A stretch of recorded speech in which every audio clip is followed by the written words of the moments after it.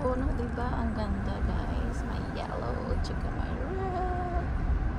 Yan, ang ganda mga puno sa neighborhood to, guys. Kung saan may mga bahay. Tapos ang ganda ng mga puno. Tapos yan.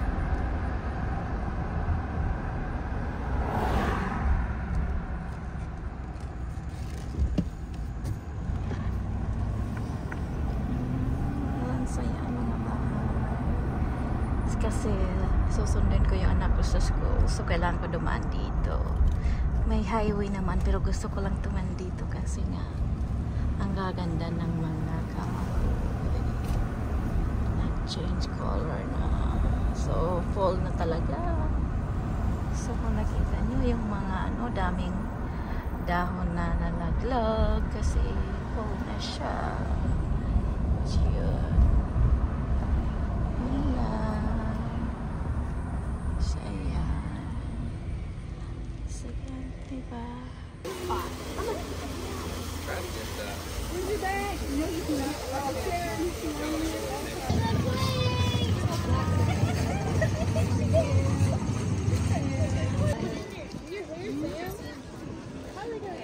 I'm at that wig. Wasn't he a preacher actually? Yeah. Chloe, watch out for the car, Chloe.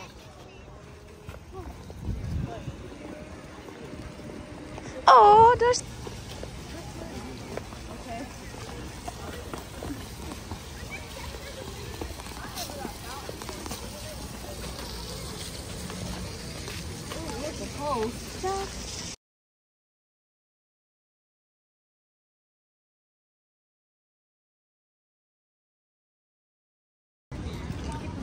Like chocolate?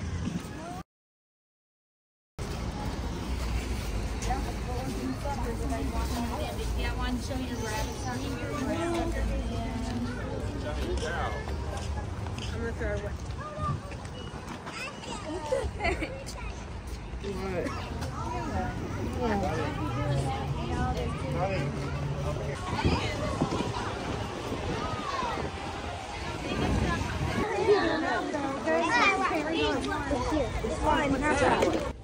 Take it back to the shelter. Oh, I think the light's over there. Or it does it line. You just... I think we started it. Okay.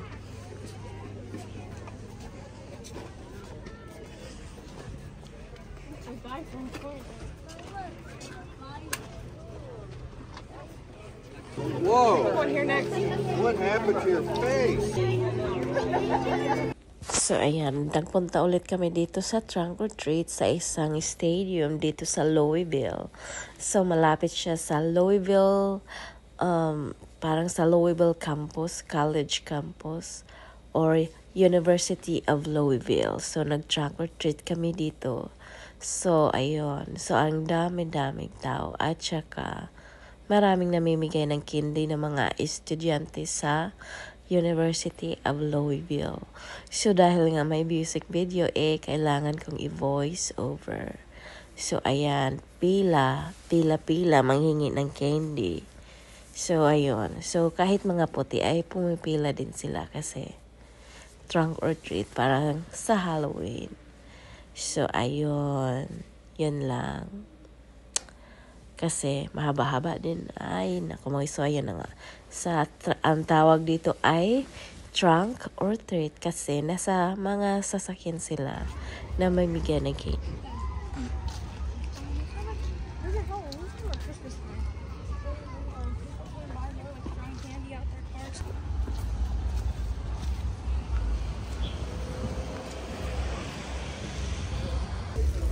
There are Halloween kits inside for $5. Chloe, watch out, Chloe. So, nagpunta ulit kami sa iba namang trunk or treat sa downtown dito malapit sa tinirhan namin. So, parang yung mga establishment, nabimigay sila ng candy parang sa lungsod, namimigay ng candy. So, ayun. Tapos, ang ganda ng fall season na kasi. Tapos, nagpalit na ng kulay. Tapos ayan, ito yung downtown. Parang small town siya dito sa Kentucky. Pero ito yung capital nila. Hindi. So ito, another pila na naman. Manghili lang ng candy. Sa, ayun, nakadami sila ng candy guys kasi ilang yung pinuntahan namin na manghingi ng candy. Tuwang-tuwa din naman sila. Kahit na yung mga bag is bigayan sa mga yung mga walang bag para trick or treat. Yun, pwede yung binibigay din nila. So, kahit ako tinanong ko sila kung pwede ba ako kumuha. So, ayan, kumuha na ako kasi pwede. So, diba? Galing. So, ayun. Pila ulit kami yung mga bata. Manghingi lang ng candy. So, yun. Haba-haba ng pila. OMG.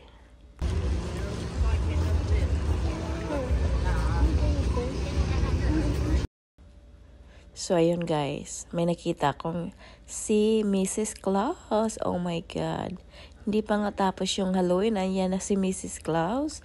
Nagpakita na. OMG. So, ayun. So, ayun, diba? Ang daming mga bata nahingit ang mga candy. Tapos, pagkatapos nyan, pwede kang pumunta doon sa mga may tindahan.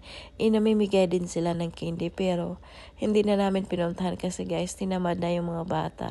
Or, hindi yung bata timado, yung matatanda. Tinamad ng magpila-pila. So, umalis na kami. So, yun. Pumunta naman kami sa iba. So, yun lang.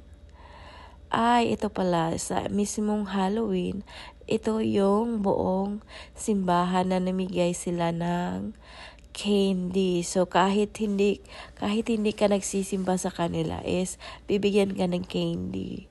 So, kahit hindi ka tugasimba guys, as long as nanghingi ka ng candy at saka may costume ka, wala silang pakialam. So, pwede ka mahingi ng candy.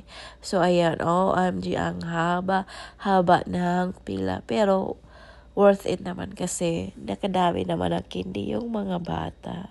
Kasi, mas malamig kasi kaya ayun. Diba? Bongga!